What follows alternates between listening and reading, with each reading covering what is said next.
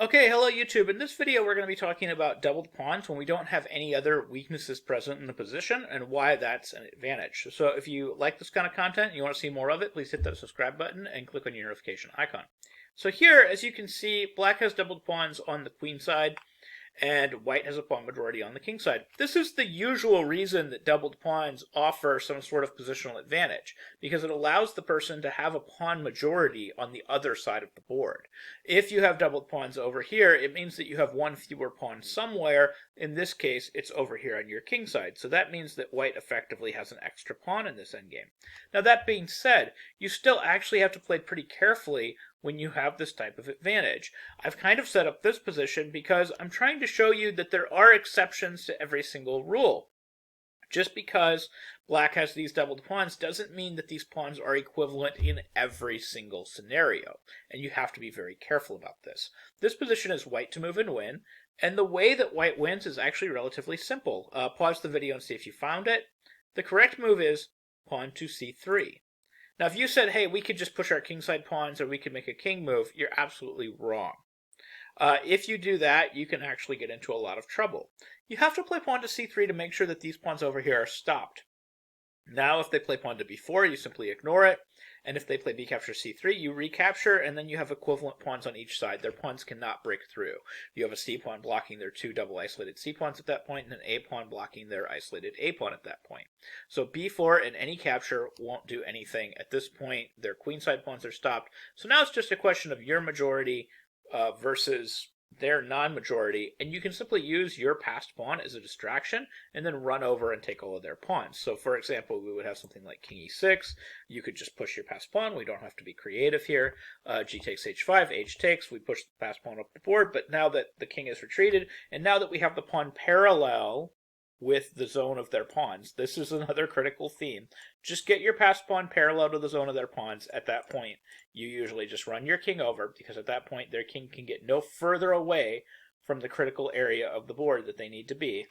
And you start running over there, and you just gobble up all their pawns, and now all of black's pawns go away, and white wins. So that's the win. That's relatively easy. But what if we didn't know that, and we just thought, hey, I'm winning no matter what. I can do anything I want. And we played a move like king e4. That's why it's critical to know about positions like this one. Because in this position, black can actually win, because you haven't neutralized his 4-on-3 yet, believe it or not. His 4-on-3 has yet to be neutralized, because he can take his doubled pawns and turn them into your doubled pawns. He can play the move pawn to c3. And now it's you that have doubled pawns and not the other way around. And what does this allow? Like, now that you have doubled isolated pawns, what's the big deal? You've got 3, he's got 3, but your pawns are doubled and isolated. What's the big deal? The big deal is now he can create a passed pawn all the way on the other side of the board. He can create a passed pawn on the far outside. And the way he does that is he plays pawn to b4. And now after a captures b4, we of course run this pawn. We play a3, a2, a1, and a3 if we were to play, say, a captures b4. And we play a3. Notice that the box of this pawn is far, far away from anywhere where we can possibly catch it. The king would have to move to the c1 square in order to capture that pawn, and that's going to be impossible. So if we go back, what we need to do here is we need to play c captures b3, c captures b4, which is still losing. Because after c captures b4, black plays c captures b4, same threat. If a b4, we have a3, a2, a1, winning. So the king comes over, tries to get to that box. So now b captures a3, king comes back to the box. Notice that the king is now inside the box. But here we have a really curious situation for endgames. This is black to move and win, and the move is any king move, actually. Just any black king move should win the game. So if you move your king to g6, that's fine. King e5, king e6, king f7, king g7. I think even king e7 wins. So all the king moves win, just any king move. You just need to make a waiting move. The whole point is that this king has to make a move at some point. And every single legal move that the king has that is outside of the box, that is inside of the box, is illegal. So right here's the box. Notice that the only two squares that the king touches that it can actually move to, in theory, that are inside the box, it's impossible for him to move. Like, even we'll just highlight this one as well, his own pawn. He can't move on top of his own pawn. He can't move to b2 because that square's covered, and he can't move to b3. So all of his legal moves move him outside of the box of that pawn. And as soon as he makes a legal move outside of the box of the pawn, the a pawn queens. So now all black has to do is run white out of moves over here.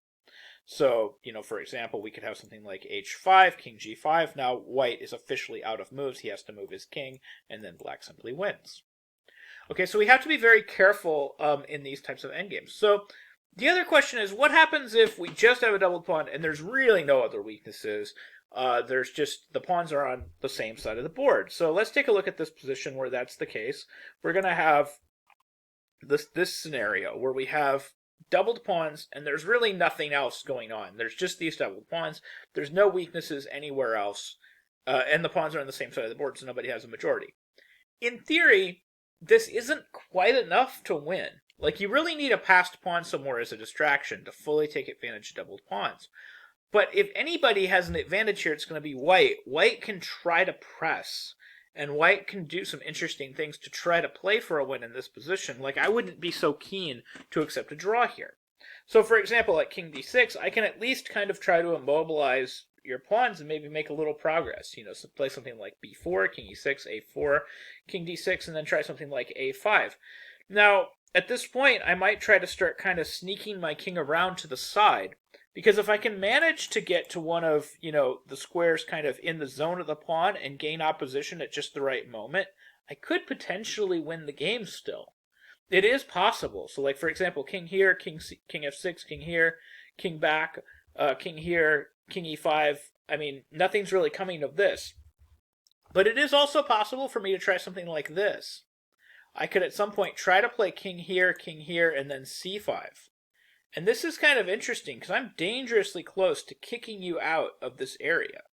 If you played something like king c8, you would be lost after king e7 because I'm coming in to gobble up that pawn. Now here, however, unfortunately, I still wouldn't quite have anything. You can just play king d8 and you have enough squares to shuffle around. I'm not going to be able to do anything. So for example, king d8, king e8, and then you gain opposition, and you're actually defending your zone quite neatly. And I don't have any extra moves that I can gain here to try to win. So there is some chance that maybe a move or two earlier I could have kept this pawn back a square, and then if I got to this position, I could have pushed that pawn and won. There still should be an equalizing line in there if you push, black pushes his pawn appropriately at the right moment as well. So black should be drawing all of these positions is basically what I'm trying to say. But that doesn't mean that white can't try some things to try to play for a win. So like I said before, like, it is possible to try to wheel around and try a couple different things. Maybe play c5, get the opposition here, king d7, king f6, try to squeeze them out here. Again, we come back to the same scenario, and then you still kind of have one last shot.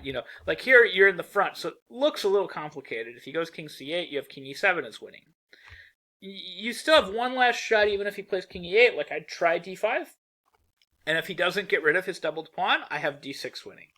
If he does get rid of it, it's just over. Like, and then c6 check, and king e6, king d8, and now even if you get to, kind of this area where you're winning, the king can just shuffle back and forth. You can never squeeze the king out because he has two squares to work with instead of just one. As a matter of fact, the position is so drawn at this point, the king can even just hide in the corner. He can run back to the corner and just shuffle between these two squares, and you can't make any progress. So one maybe last attempt at trying to win, and again, all these positions objectively are draws, is you could, like I said, you could even try hanging this pawn back. Like, you could try hanging this pawn back here on a4 and try to push a5 at the right moment.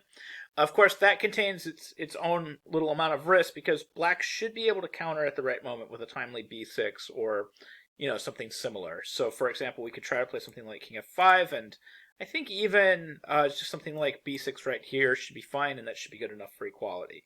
But it's definitely something that's worth a shot, just trying to maneuver and trying to get something out of the position. But essentially, if you have a 4-on-4, and the pawns are on the same side of the board, even if his pawns are doubled, unless they're doubled and isolated, you're not going to be able to make any progress. So that's just going to be a draw, but if anybody can make progress, it's going to be white, and that's how you go ahead and try to do it. So that's basically how we deal with doubled pawns when there's no other weaknesses present on the board. If you have a passed pawn on the other side of the board, it should be an easy win. If it's a 4-on-4 on one side of the board, there's a couple scenarios where you might be able to win, but they're kind of few and far between. Okay, well, I hope you found that video helpful. Thank you very much for watching. I hope you learned something new about chess and can use some of these ideas in your own games. Thank you very much.